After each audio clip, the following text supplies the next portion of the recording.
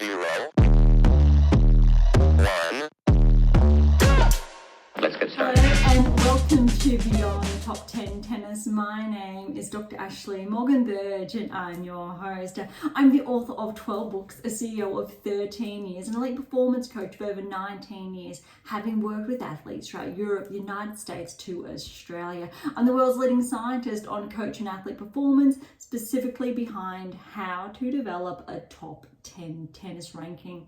My work includes everything from mitigating injuries to conditioning behaviors that set a player up long term for the long game towards a top 10 tennis ranking.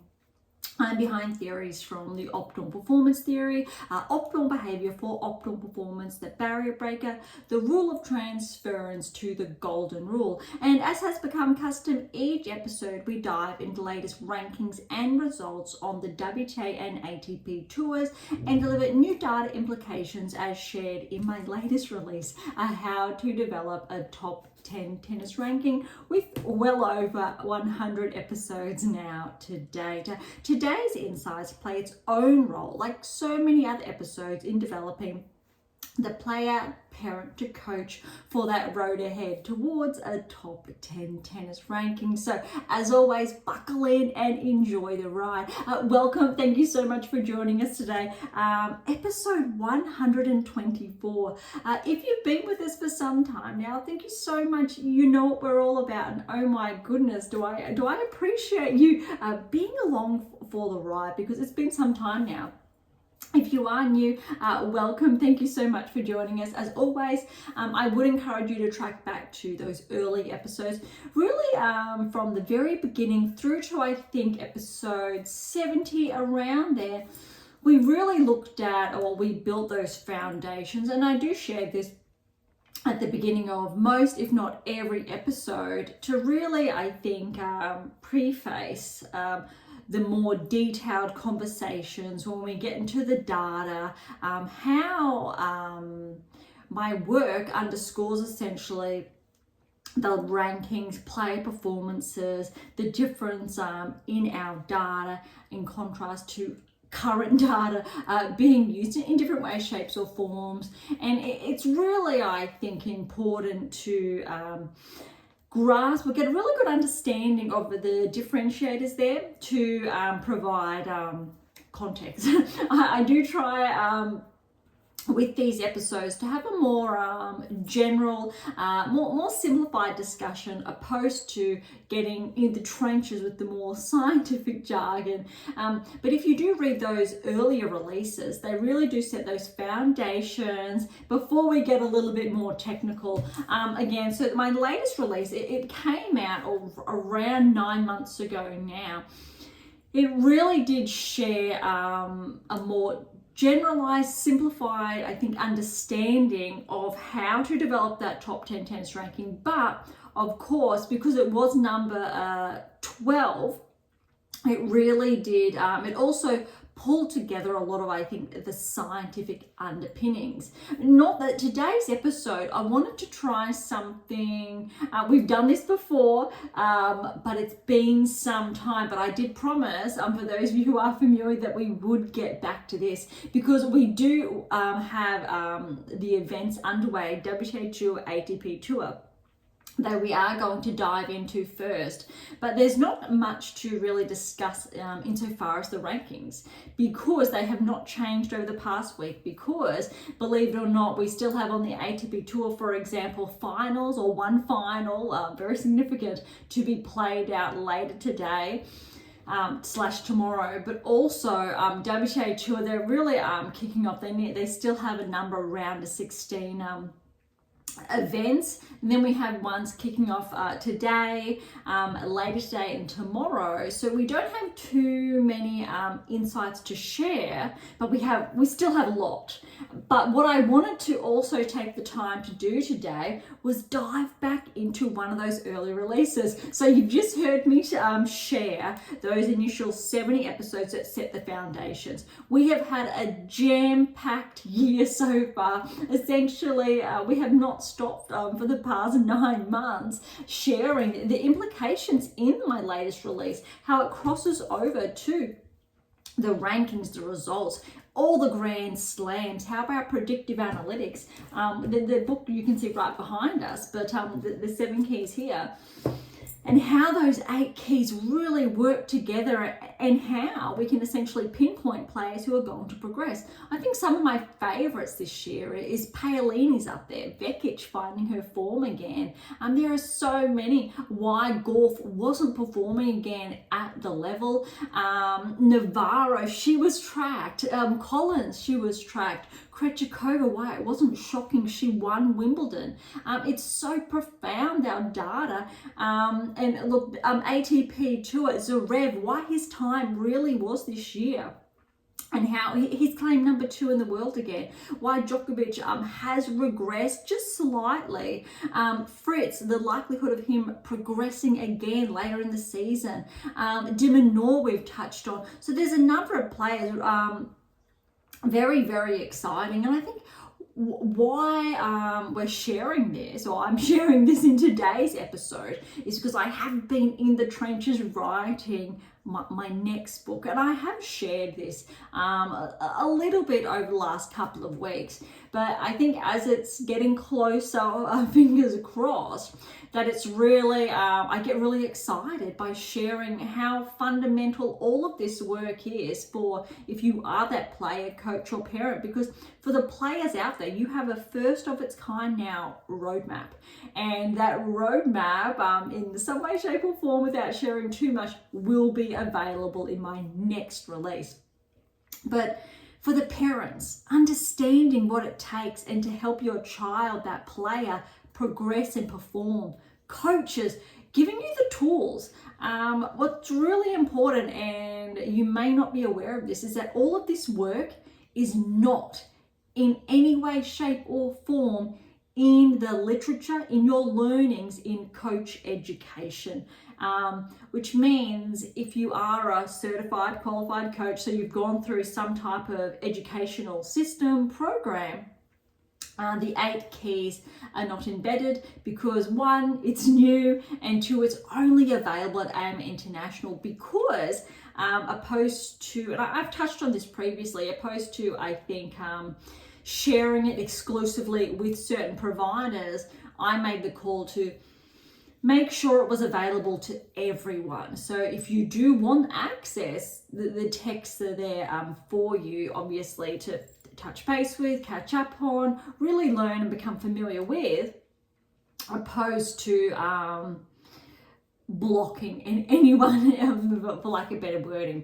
All right, so we will get into just a core chapter of that initial release, and we do have it over here with my marker, the secrets to optimal coaching success. So the secrets to optimal performance success, we finished, done and dusted. I think that was roughly the first 55 episodes. Then we got around a dozen, maybe more, of the very beginning, or halfway through roughly, this is actually my 4th release, so we will go back to those other ones at some time, but there is a bit of a fun topic today to dive into. It's a little bit obtuse, but we will get to that later. All right, so we can get to that. Let's have a look at the results that have unfolded over the past week. We're going to start with the China Open. So recall last week's episode, we really just looked at who's involved, the lineups, a lot of buys, and really what was happening. So let's go through, we'll quickly go through not all, but some of, I think, the bigger first round matches before we get a little bit more into the nitty gritty. Sabalenka bye first round, Soansky straight sets over Diaz, Kruger 3 sets over Wang, Sun had the bye, Keys had the bye, Sorobes Tormo 3 sets over Gayo, Wei straight sets over Ruse, Haddad Maia with the bye, Samsonova with the bye, Buska in straight sets, Cocchiaretto in 3 over Rodionova, Mertens had the bye, Yuan had the bye, Makova straight sets over Blinkova, Christian over Bondar in straight set, Krejcikova and Paolini both with buys, Torsen over Dart in 3, Uchijama over Shai in straight sets, Lynette and Andreeva buys, Begu in 3, Gulbik in 3 over Ma and Wang respectively. Vekic and Kazakina both had buys. Fed straight sets over Wang. Osorio in 3 over Tomljanovic, and Asimova Yastremska buys. Podoroska in straight sets over Ren. Rakimova straight sets over Birol. Zheng and Dolhide both with buys. Evanesian straight sets over Bektas. Stadabostiva straight sets over Seidman. Fun fact, and we will get to this a bit more later, Stadabostiva is a qualifier. I have tried to pronounce that correctly. I believe this is her first full year on tour. She's been, I think, active in the rankings for roughly a little bit under the last two years. So a little bit of a late starter when we're looking at players kickstarting on the WTA tour, ATP tours around like that 17, 18, 19 years of age. But this is actually very good. I actually encourage players to start a little bit later. She did get a degree, did graduate. I'm not too sure if she did play collegiate tennis. That said, she has been tracking. We haven't been looking at her metrics because she's ranked outside the top 100. But with her results this week, she will be ranked inside finally the top 100, and we can look at tracking her more closely. What's noteworthy here is that she's qualified at every Grand Slam this year. I believe she's the first player to do that as far as qualifying is concerned. So that is very noteworthy and significant. So I'm looking forward to seeing how she continues to track now that she's going to be ranked inside the top 100 when the rankings come out next week, because that's definitely a very, very positive signal, especially I believe she's roughly around 24 years of age, but to see how she continues to track. But it's very important for all those players out there who may be late teens, early 20s. It's not too late. There's a lot of data that actually highlights around age and rankings, that there's not necessarily a correlation that you need to be on tour at 17, 18, 19 years of age. You need to be tracking towards the top 10 by the time you're 21. No, that does not exist. Historically, of course, we do see a lot of young players peaking very early. But you need to remember, not always are those players inside the top 10 in that second decade of play or late into their 20s. Typically, they succumb. So you can take your time. And then if you want that longevity inside the top, you're more likely to sustain that. That's let's say an interesting conversation for later, but also something that is I will say in some way, shape or form elaborated on in my next release. Siniakova, Fernandez buys first round. Stearns in straight sets over Buzez, Maniero. Baptiste over Gracheva, straight sets. Kalinskaya, Kostyuk buys. Volnyet, straight sets over Galfi. Osaka, straight sets over Bronzetti. Putintseva, Bulta buy. Townsend in 3 over Trevisan. Burrell over Korpash in 3. Gorv and Navarro both had buys. Zhang over Kessler in straight sets. Minin over Erika Andreeva in straight sets. Potapova, Fretch buys. Parks 3 sets over Wang. Kennan over Bogdan straight sets. Schneider, Badoza buy. Very big draw here. Tomova straight sets over Sorenko. Shrankova over Kalinina in straight sets. Alexandrova and Kudermetova buys. Wang straight sets over Hontama, Parry in 3 over Liang, and Pegula with a buy. All right, that's a lot because we have big draws. This is a 1,000 event. We did touch more on that last week. So let's have a look at, or we'll try to breeze over because it is a lot. The second round, so around the 64 results. We've got Sabalenka back in action. I believe this is her first match back after her US Open triumph. So she did have Soankyu. I apologize for the mispronunciation, but straight sets to Sabalenka there, 4-1. Sunfeld to Kruger, straight sets, 6-1, 7-6 to Kruger. Keys, 2-1 over Sorobes Tormo. Haddad Mayeva over Wei, 5-4. Buska had a very good win over Sampson over the 11th seed in 3 sets. Mertens 3 sets over Cocchiaretto. Makova straight sets over Yuan, the 30th seed. Krejcikova fell in the second round to Christian. So 1-6, 6-4, 7-5 to Christian there. Paolini in 3 over Torsen. Lynette in 3 over Ushiyama. Mira Andreeva in 3 over Begu. Vekic 3 sets over Golbuk. Kazakina straight sets over Fet, Anisimova in 3 over Osorio, Podoroska in 3 over Yastremska, so that's an upset, but Podoroska has been tracking this season. Zheng straight sets over Irakimova, very good win there. I believe that Zheng's is first match back as well. A lot of these players, especially if they're ranked inside the top 10, it is their first matches back, or even the top 20 since the US Open. There were, I think, that 1 or 2 smaller events just after the US Open, but it wasn't jam-packed. We didn't see many changes in the rankings, but this is the event that we've been waiting for and anticipating, because one, you've got huge points, but it's also looking at how these players are playing at the later end of the season. We are going to see a lot of players that their performances are going to drop off because it has been a very big season. Noteworthy, Swiatek's not in action. I think it's a very smart move, irrespective, obviously, what's happened. I'm not too sure. We know it's personal related. But it's the first time Swiatek, for example, has taken time off this year. Sinner, Alcaraz, Sabalenka, Pegula, I believe they've all taken time off in some way, shape or form this year. Swiatek has had a jam-packed season, so hopefully this will serve her well. It'll be very interesting to see if she does play in the following week in Wuhan.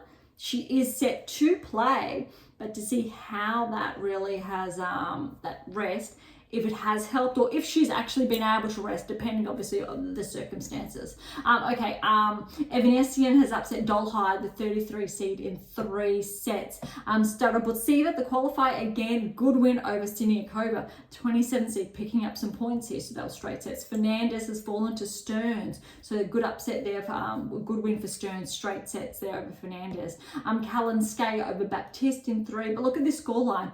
3-6, 7-6, 7-6, those tiebreakers, 7-2, and that would have been 10-5 respectively. Volnyets upset Kostruk, so that's a surprise. Kostruk's obviously the 14th seed, so very good win for Volnyets. Osaka over Putintseva, that's an upset on paper. Putintseva is the 21st seed, but really good to see Osaka getting some wins there. She will collect, I would say, some points now that will push her in the rankings. Maybe she might be lucky to finish the year inside the top 50, if she continues to get enough wins under her belt. Maybe she could get very lucky top 30 if she performs very well at Wuhan next week. Okay, Bulter straight sets over Townsend, Gorf straight sets over Boral. Navarro fell second round here. Well, it's her first match back since US Open, but over Zhang, 4-2 over Navarro, and that's why we are seeing Navarro playing Hong Kong this week, which we will get to after the China Open. Minen 3 sets over Potapova, that's an upset there, Potapova being the 28th seed. Fretch, very good win over Parks in 3. Now remember, I believe it was Fretch who did claim that title last week, her maiden title. Schneider, very good win over Kenin, 2-3. Badosa over Tomova, 3-2. Shmankova in 3 over Alexandrova, good win for Shmankova. Kudermetova in 3 over Wayne. And Pegula, good win over Paris. So again, her first tournament back since that final result at the US Open, 6-1, 7-6, 7-4 in that tie break. All right, now we really want to get to the third round. So round of 32 here, because I think this is where we're seeing more of what's in store. Okay, so Sabalenka, now I'm going, okay, she's still in red hot form. 2-2 over Kruger. Very, very good result there. Keys over Haddad Magia. Very good for Keys. 3-3. So round of 16, we will see Sabalenka and Keys play off later today. Buska over Mertens. Very good win for Buska in 3. Makova over Christian 1-3. So later today, we will see Buska and Makova play off in the round of 16. Lynette has surprised Paolini. This was a little bit shocking, and Lynette has been tracking also this season 4-0. Obviously, we don't know what happened in that second set, but that's very significant. Paolini is actually one of the players, I would argue, that probably the number one player on the WTA Tour that has been overdone this season. Why I'm not saying Swiatek, or more so the later part of the season, because Paolini made the finals of both Wimbledon and the French Open, or French Open Wimbledon. Swiatek, we know she won the French Open. I believe she fell third, fourth, around there. Wimbledon, I don't have those stats in front of me. But that back-to-back period, obviously, it took a lot. And she did progress to the round of 16 US Open. I believe Swiatek was quarters. But what we're saying is that that's a lot. And I think finally it's starting to catch up to her. It's been her biggest season on tour to date, obviously becoming a barrier breaker. A lot has been involved or gone into that. Swiatek has been obviously number one for some time, but a very big season all the same. So probably very similar on par from that perspective. She also started the year very strong, Paolini, as well. She did claim, I believe, that 1,000 title around, I want to say February, or she made the final there. Had a really good period. So this is not that surprising that we're seeing that lull. Same with some of the other players dropping early, like Navarro, for example. Vekic has fallen. Mira Andreeva, very good win. 3-6, 6-4, 6-4 over Vekic. That's great to see. All right, so Lynette and Andreeva will face each other in the round of 16. Anisimova, very good win over Kazakhstan, 9th seed, so 7-6, 6-4. And Zheng, good win over Podoroska, 3-2. Anisimova and Zheng will play in the round of 16. Look at this, the qualifier again, Starotsiva. We'll try that again. Starotsiva. Good win over Evanesian, 3-1. And then Kalinskaya, good win over Stearns. However, Stearns did have to retire in the third set. And that scoreline was 3-6, 6-3, 3-1 Kalinskaya. So Kalinskaya will play Starotsiva in the round of 16.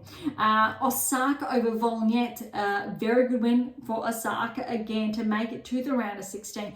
3-2, and she will play Gauff. Gauff got a very good win over Bulta, 7-5, 6-2. So Gauff and Osaka will play each other in the round of 16. Zhang, she's having a very, very good tournament over Minnan. So either of these players were seeded, but 2-2 to Zhang. And Zhang will play Frech in the round of 16.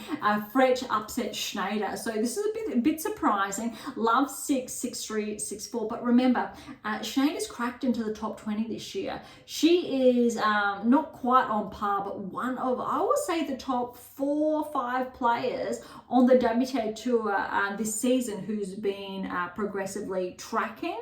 And she's not only started the year around that 80 mark, has steadily progressed, and she has claimed those titles to get there and to really to make those inroads to crack into the top 20. Very substantial. So it's not that surprising if she does have a bit of a lull at the end of the season. But I do believe these players who have cracked into the top 20, irrespective of those performance lulls, they should be able to kickstart that back off when they have a little bit of a rest up their sleeve. Okay, Berge, a very good win over Shmankova, 5-5. She will play Pegula, who got a 3-set win over Kudermetova, very tight there, 6-7, 6-1, 6-2. Well, I guess that first set very tight, and then Pegula really ran off with it. So Berge and Pegula will play each other in the round of 16. Some of those results have actually already occurred, but I'm going to hold off until next week so we can really share all of the round of 16 results straight up in one, in contrast to just doing half and half. All right, so they're the results of the China Open. I'm really looking forward to what's going to happen, especially if Pegula, Gauff, Sabalenka, they all continue to make it through, for example, say to the semi-finals, because points, we're really looking at points. Paolini's out, Rybakina's not playing, Swiatek's not playing, so we're looking at who's going to move and really make their mark, collect those points, because we could see a little bit of a reshuffle when we're looking at the top.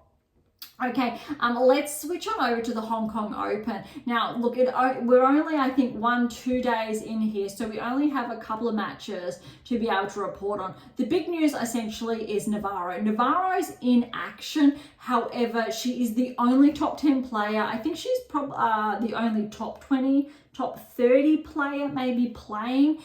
So she definitely was a late entry because she did get an earlier than anticipated exit in the China or at the China Open. But noteworthy is Halep is back in action. We shared more, I think, earlier in the season around Halep being back on tour with everything that happened, but then she did get an injury, or she did have those wild cards, wasn't able to find that form, and then I think there was an injury, time off, played a bit of pickleball, I believe.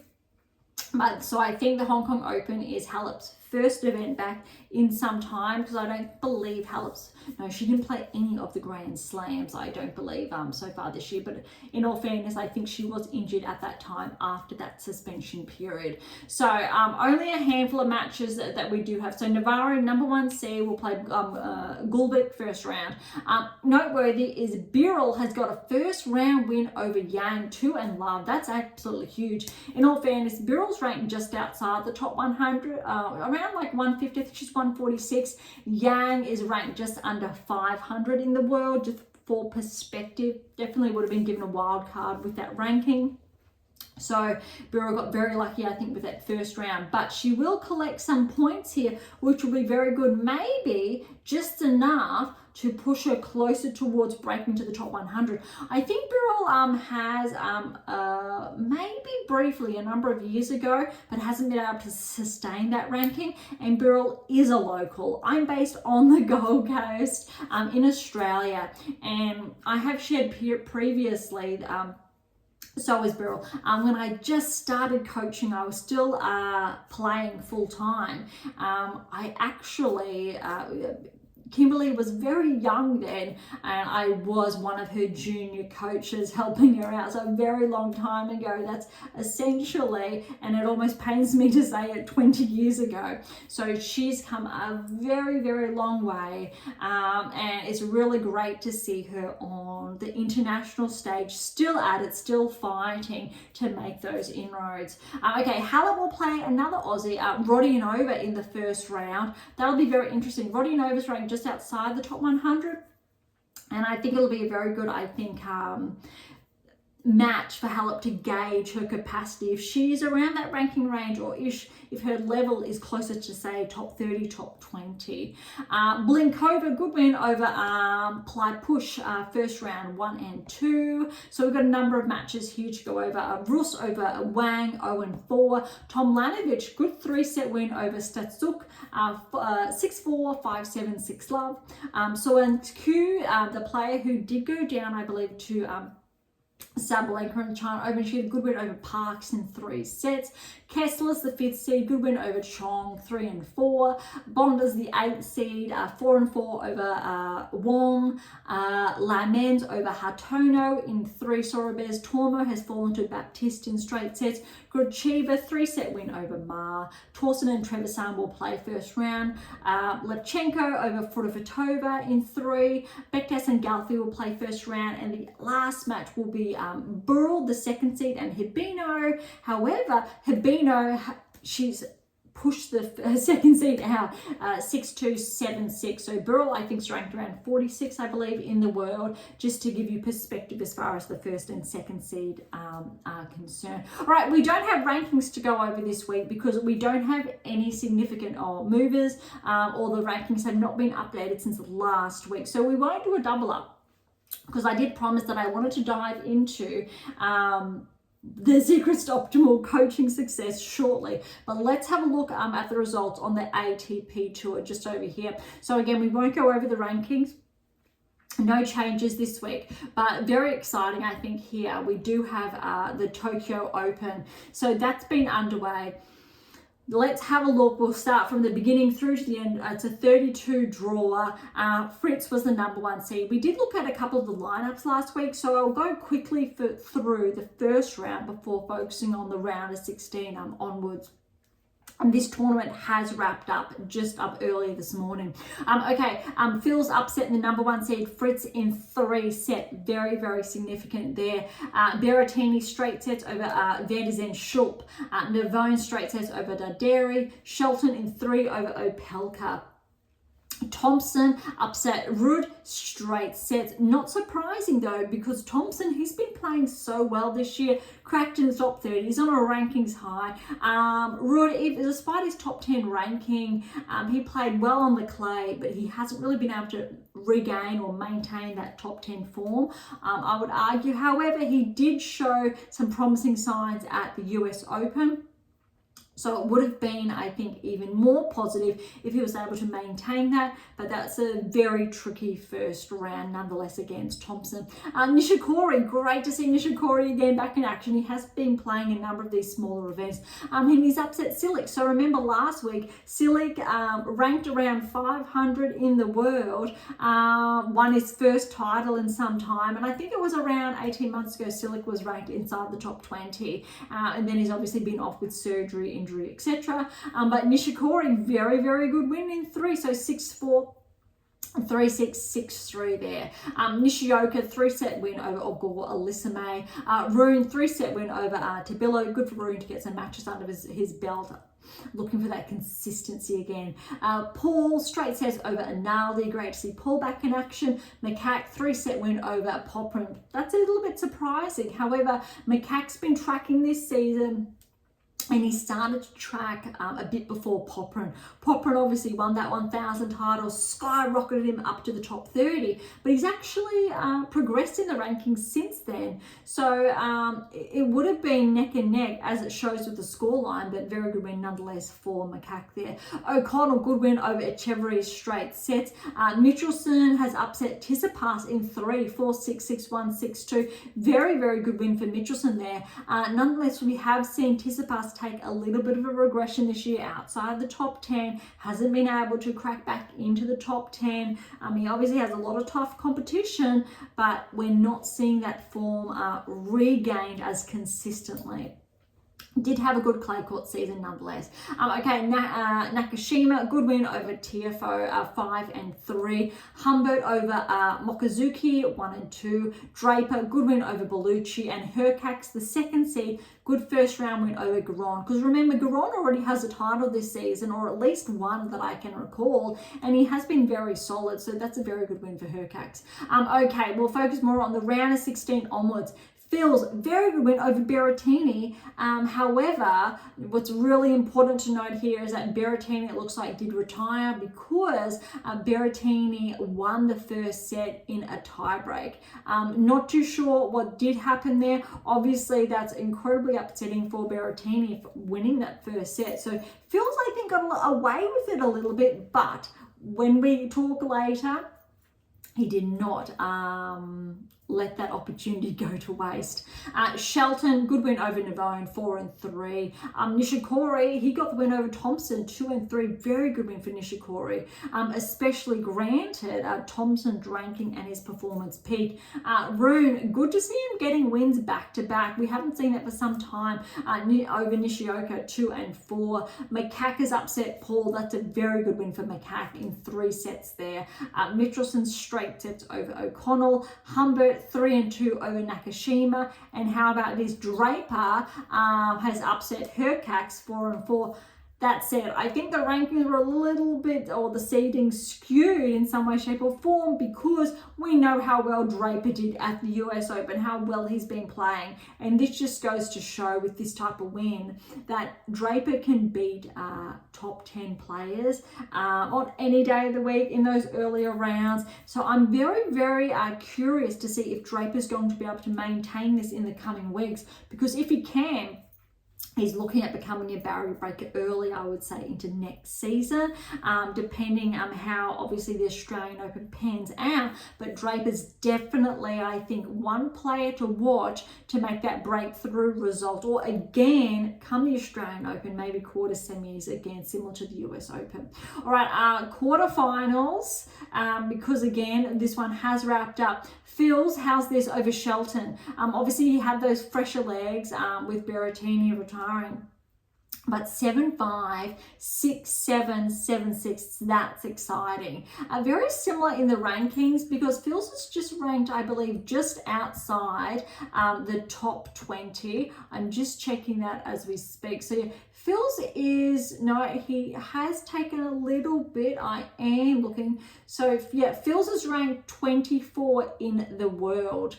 And we know that Shelton's the 8th seed. He is ranked inside the top 20. I think he's around 16, 17. He was obviously a little bit higher, but he did take that hit after the US Open, not obviously repeating. I believe it was that semi-final result. But that's a very good win for Phils, very promising. Okay, Rune, very good win over Nishikori. Nishikori had some very good wins, but look, I think this is the first time in a number of weeks, or months if that, Rune's been able to get back-to-back wins. So it's a good sign for him.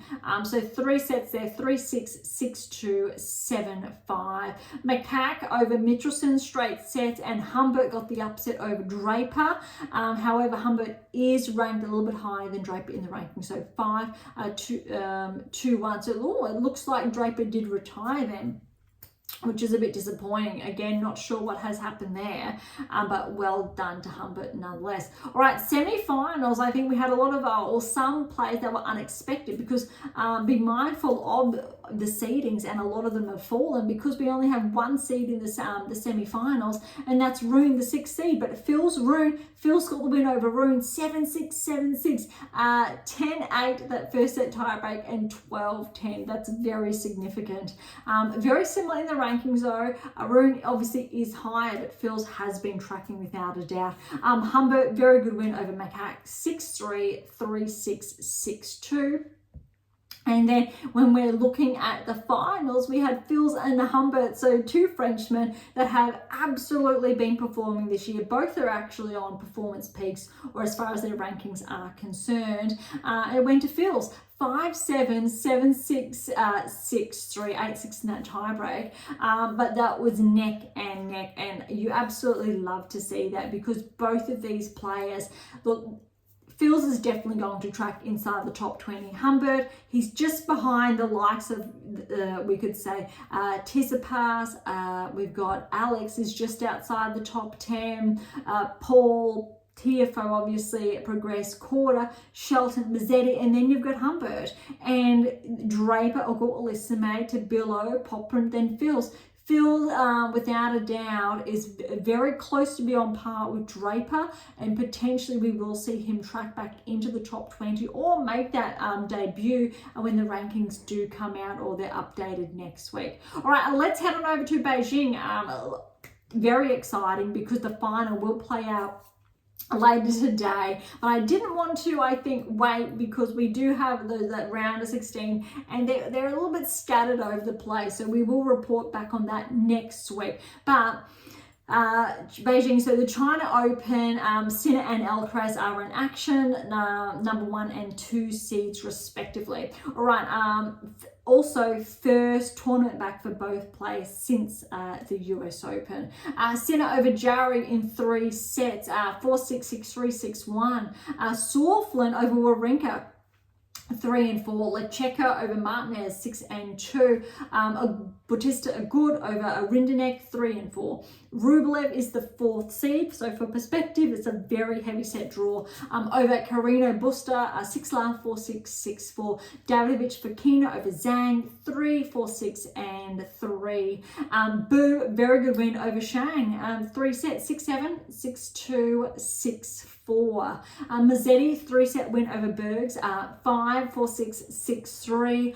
Bublik is the 8th seed. He's been upset first round by Kaboli, 4-6, 6-1, 7-6. Kotov over Zhao, 1-6, 6-3, 7-5. Manorino in 3 over Sonigo, 1-6, 6-2, 6-3. Monfils was upset. Well, I won't say upset because Medvedev is the 3rd seed. So Medvedev got a very good win over Monfils in the first round. Very tough first round, 3 and 4. But it's really showing, I think, the quality of the draw here. Kakanakov is the 7th seed. Good win over Carabelis Baena, 4 and 4. Saralundo over Menzik, 6 and 1. Grigenspor over Kekmanovic in 3, 6-7, 6-4, 6-3. And Alcaraz had Mapesh Pericard first round, 4 and 4. And now remember, Mapesh Pericard, I believe he won his first title this season. I believe this season is his first full year or season on tour. And he has really skyrocketed. I believe he's sitting just outside the top 30.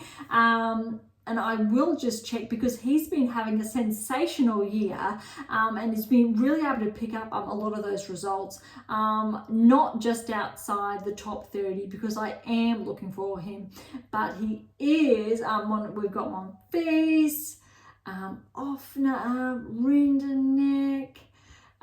No, so he's not as high. I'm sure he is in there, but I just wanted to highlight that the season that he's currently had, I think I potentially overlooked. Yeah, so he is actually 51 in the world at the moment. Not as high actually as I thought, but he has been as high as 44 nonetheless. But definitely Mapesh Pericard, even though Phil's is ahead of him, I'm not going to be surprised if Mapesh Pericard next season breaks into the top 30. Not this season just yet, but he definitely has been showing some really positive signs so far today, or this season today. All right, second round, Sinner over Sauflin, 3-6, 6-2, 6-3. Lecheka, good win over Bautista Agut, 3-6, 6-2, 6-1.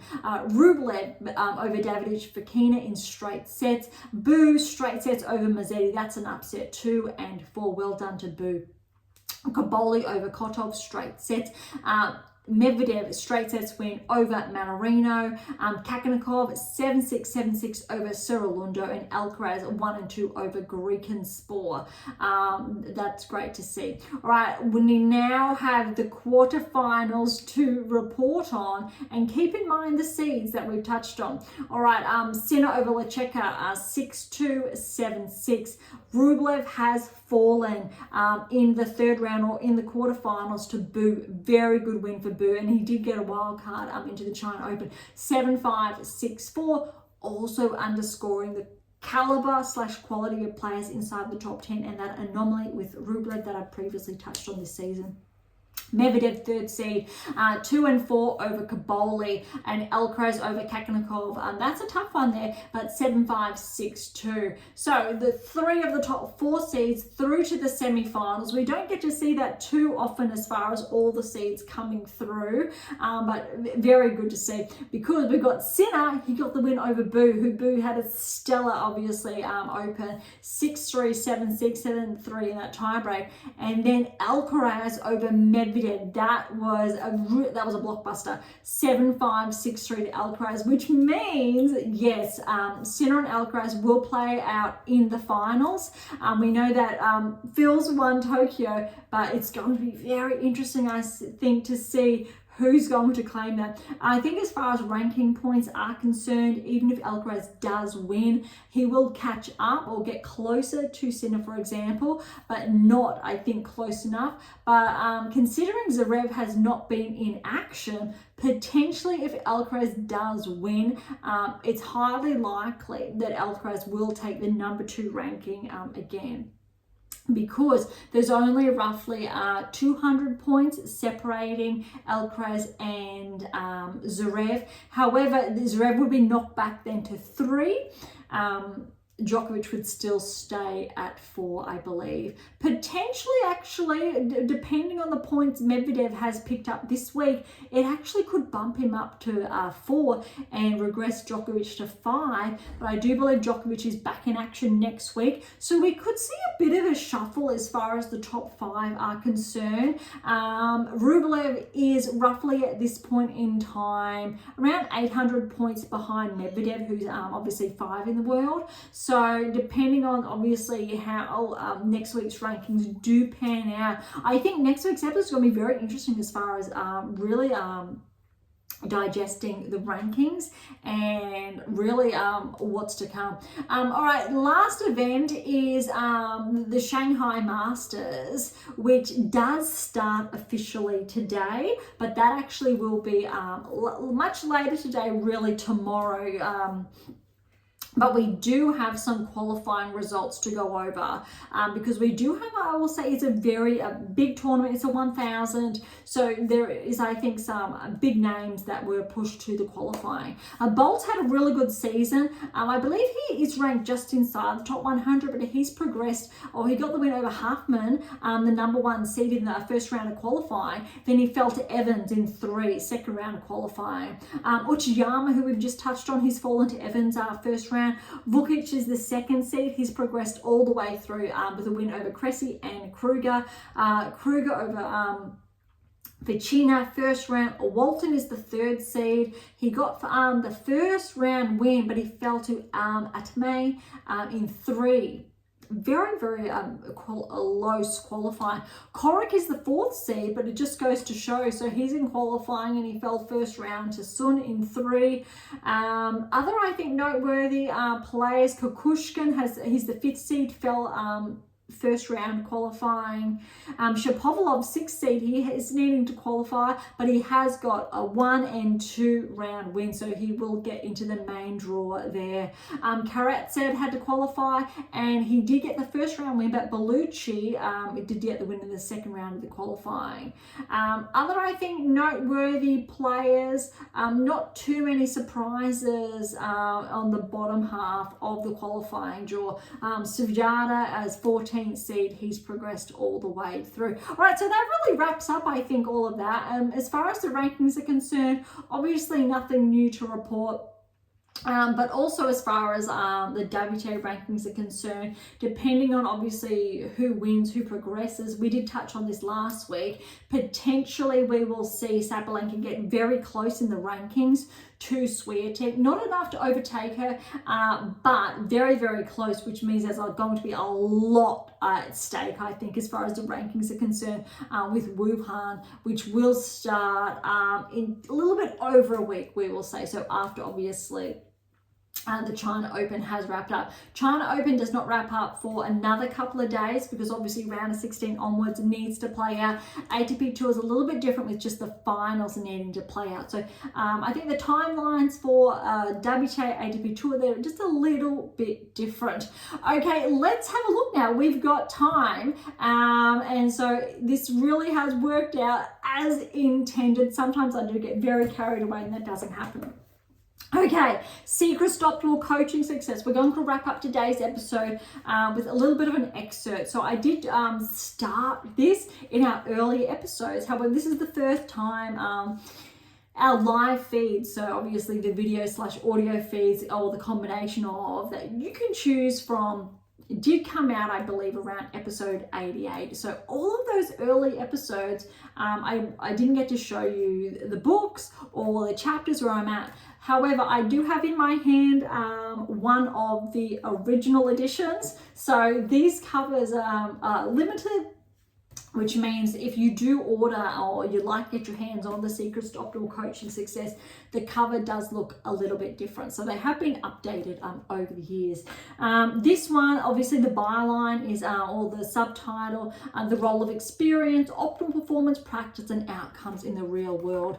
Whereas a lot of those or my early editions, or all of my books, really show the data in different ways, more simplified ways in this one, but more so than how they apply in the real world. So they do focus on, I will say, this one's more developmental, high performance focused, but whereas say the How to Develop a Top 10 Tennis Ranking, the What Is Your Game Missing series, the 7 Keys, really focus on the elite level players. So if you are top 100 or higher, they're absolutely fundamental. However, if you are, or you do aspire to achieve that ranking, it is equally conducive to get your hands on that and really dig deep and learn and apply.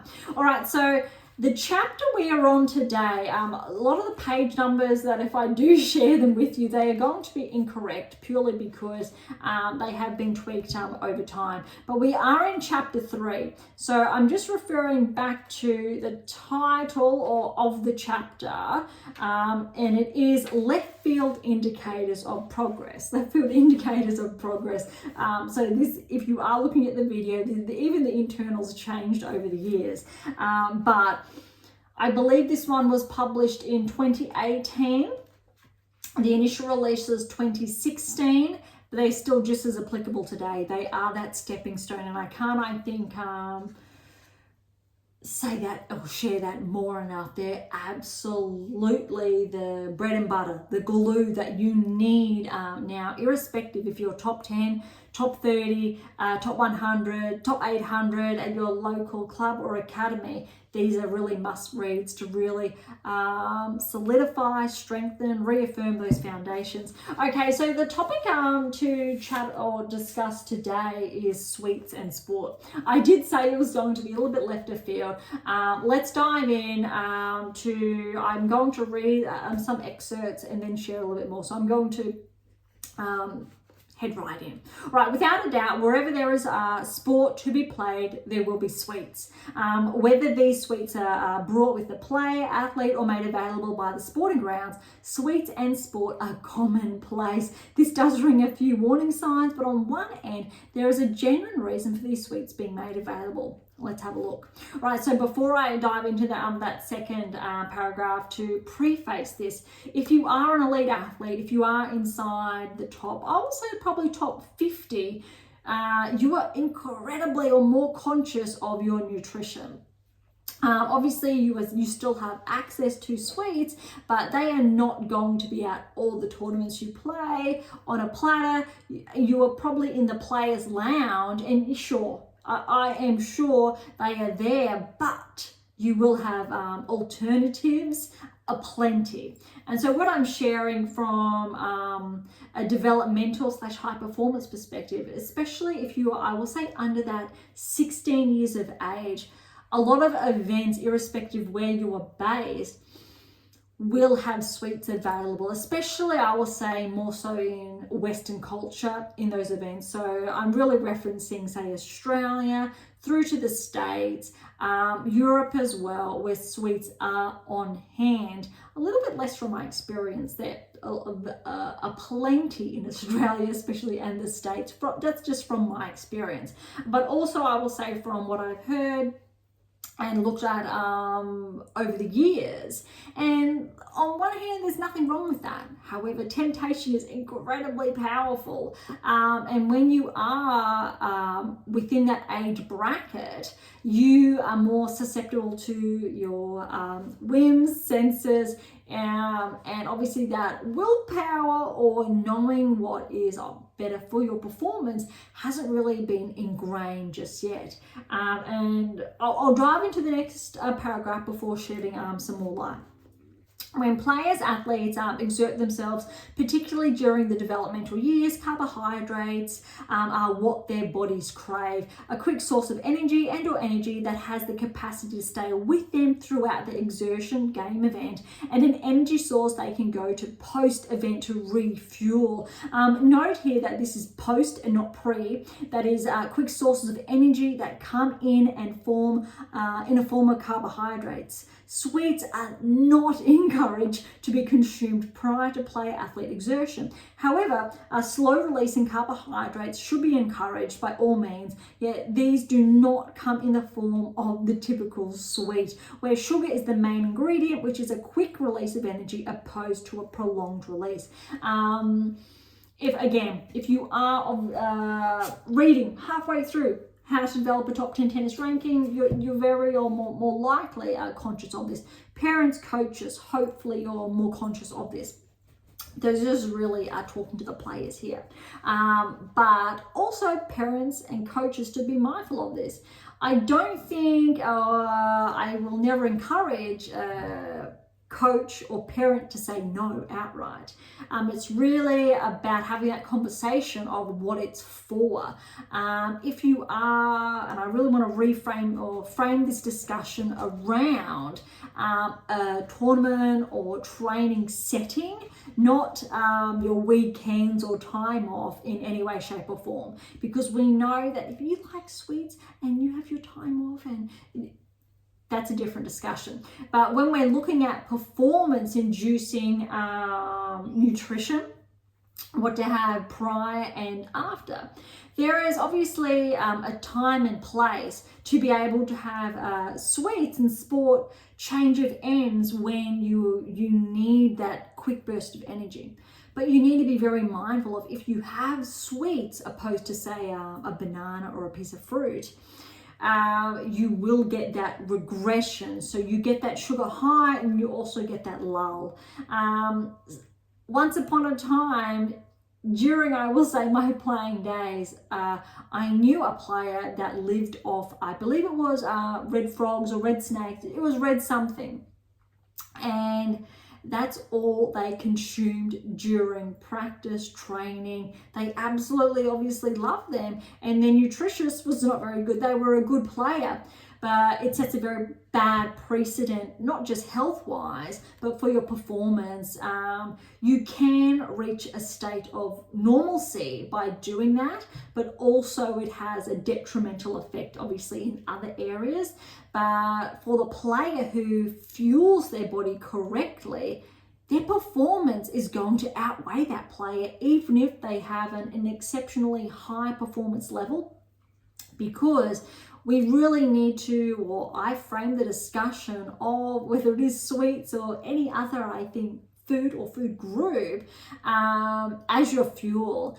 And I want to, or my objective is to then teach you, and through obviously these works, that fuel is really important. There's a place for all of the sweets you desire, in moderation, but also timing is very important too. If you do win a match, win a tournament, and you eat a whole cake, you're probably going to feel pretty lousy afterwards. If you've reached a state of autonomy in respect to your optimal health. For example, if you're ranked in the top 20 and your conditioning as far as your nutrition is concerned is very spot on. Eating, let's say 2-3 entire pizzas after, not sweets, so I could say the same for a whole entire cake after, you're probably going to feel pretty awful. However, if you are conscious and you do consume a piece of cake every day, it's actually not going to have that much of, it's not going to make you feel as awful, because you actually have a certain level that is okay with that. That baseline is okay with that. But what's really important to remember, that does not mean it's conducive for your performance or obviously your body. Another very different discussion there. But it's really about reframing the role of sweets. You could potentially have sweets after your performance. Developmental players here, high performance players here. You finished a match, you don't have a match for the next day, you feel like a sweet, you might grab a handful. That's okay. Okay. It's not about being, I think, completely structured and cut off at that age, but it's about learning what works best for you. You might finish a match and go, I don't really feel like a sweet, I feel like a banana or another piece of fruit, or a bowl of pasta, something else. But what's really key here is learning what your body wants and being responsive to that and being open to listening to that. If, however, for the coaches and parents out there, your child, your player is continuously craving sweets all the time, the lesson to be learned from that is because the reason why they're craving it is because they're overdoing it. They've reached a capacity of almost reliance where they go, well, I want that because that is what my body craves. If, very important, if it is continuously happening all the time. If they only want a handful, that's a very different discussion to if they want an entire bag or two after each event on a daily basis. Believe me, it does happen. I cannot stress this enough. It does happen. And when I was more, I'll say, immersed in the coaching environment, before I started all my research and I was really on the ground with juniors, developmental high performance players, elite players, there isn't a consistent message shared, unfortunately, but you do have players that will overconsume, players that will underconsume. Doesn't affect their performance, but that just means it's yet to catch up. What this discussion is really about, because I'm going to close off here. So if you want to obviously finish that chapter, very important, chapter 3, left field indicators of progress. But what it does when you're building these habits, it's very important to remain mindful of. If you're having sweets, that many sweets now when you're at 14, 15 years of age, for example, it's a lot harder to break out of that and those patterns, irrespective patterns of play, but also those patterns of fueling, 17, 18, when you really want to peak. If you look at that, is that serving its purpose to fuel me? Again, remember the discussion is being framed around an event, a tournament. This is not about your time off or weekends. Very different discussion. You could be going to the movies, having a great time. You go for it. This is really about when you are in that tournament setting, 1 or 2, because you need a very quick refuel, okay? But if you are constantly pulling on sweets during your performance, you will go downhill quite very quickly, or you will become reliant on refueling to get away from that sugar crush. Not rush, you want that rush, or that's what you're craving, and you want to maintain that, which means you'll consume. Obviously the regressive side from that is that, 1, there will be too much in your system and that fuel will not serve its purpose, in contrast to, say, a banana really hitting the spot and sustaining you to be able to intake enough fluid, so hydrating, and not, for lack of a better word, and keeping it really simple, you don't want your stomach to fill up on sweets or snakes or frogs.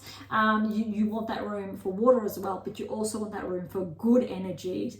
And we know bananas are full of wonderful things, and there's a reason why tennis players do consume them. All right, I will lock off that discussion, because sweets in sport, I think it's a very fun discussion to have. Typically, if you are, again, ranked inside the top 50, top 20 especially, you should be at a point where you've maintained that. Just out of screen here, one of my second release, actually, The Secrets to Optimal Wellbeing. This is written for coaches and parents out there. And that's why I haven't started talking about it, sharing it. I've skipped this one, but it's in the Secrets to Optimal series, which is the earlier one that I just shared that we've already touched on. Again, different covers. So it is these three, for example. The Secrets to Optimal Coaching Success we just touched on. But the Secrets to Optimal Wellbeing, it sets the foundations for coaches and parents, specifically teaching you what's good for you. And this is really a discussion to be had if you're not very conscious of that, because it's all about training you, conditioning you to build good behaviors so your child player has those behaviors. And why I share that and how it's related to our discussion around sweets and sport is because when I was a junior, I wasn't really sure. Most children are very lucky and they can eat whatever they want within reason, and that they don't see the signs or they don't really notice the sluggish performance. They just think they played poorly, and that the discussion around how the nutrition affects their performance isn't really had. However, the adults around me at that time, so the coaches around me, especially in my early teenage years, even later teenage years, they were over consuming sugar and their sweets at every tournament. So before a match, I would have sweets because that's what they were doing. After a match, I would see them having sweets. That's what I would be doing because it was normalized and there was no discussion around, maybe, is that going to help my performance? Is that the right fuel for my performance? So it's not about discouraging, it's about asking to really have those healthy discussions. And I can't stress that enough. So that's why this one was built and written, and it's not for players. Definitely if you are a player, I will say in your 18 years or older, and you really want to get your head around your nutrition a bit more, set some healthier foundations, definitely there. It's not performance related from that perspective, however. But back to the discussion, building those foundations, and we have a lot of the discussions previously about habitual behaviors and those key patterns, and we go key patterns of play and how that resonates with other areas of our life. And who would have thought that sweets play a part in that? And it's a really, I think, important, valuable discussion to be had. All right, that's it for today. So thank you so much for listening. To grab a copy of any of my books, How to Develop a Top 10 Tennis Ranking, The Secrets to Optimal Performance Success, The Secrets to Optimal Coaching Success, The Secrets to Optimal Wellbeing, 7 Keys, any of them, head on over to AM8 International or Amazon. Irrespective of where you're based in the world, you will find them all there. Any comments or questions, head to AM8 International or Topic Thread, the social platform set on data privacy. Or to leave comments, you can do so directly on YouTube or Spotify. And to interact with Beyond Top 10 Tennis, head on over to AM8 International and you'll see all of our social handles in the episode notes. To catch up on our blogs, head on over to AM8 International and look for our blog tab, or head on over to Substack and you'll see all the links as always in the episode notes. For something different, head on over to Pink Octopus Books, where my fictional release is just in the background there. For something left of field, visit Spruik for some random polls. And of course, if you enjoyed today's episode, please subscribe, like, share, and all of the above would be absolutely phenomenal. Last but not least, for those of you who are interested, we do have scholarships available on AM8 International, as well as options to work with me exclusively to optimize your performance and nudge you closer towards that top 10 tennis ranking. So as always, don't be shy and come and say hi. Okay. On that note, thank you so much for listening. I am so incredibly grateful. I'm your host, Dr. Ashley Morgan Berge, and this is Beyond Top 10 Tennis.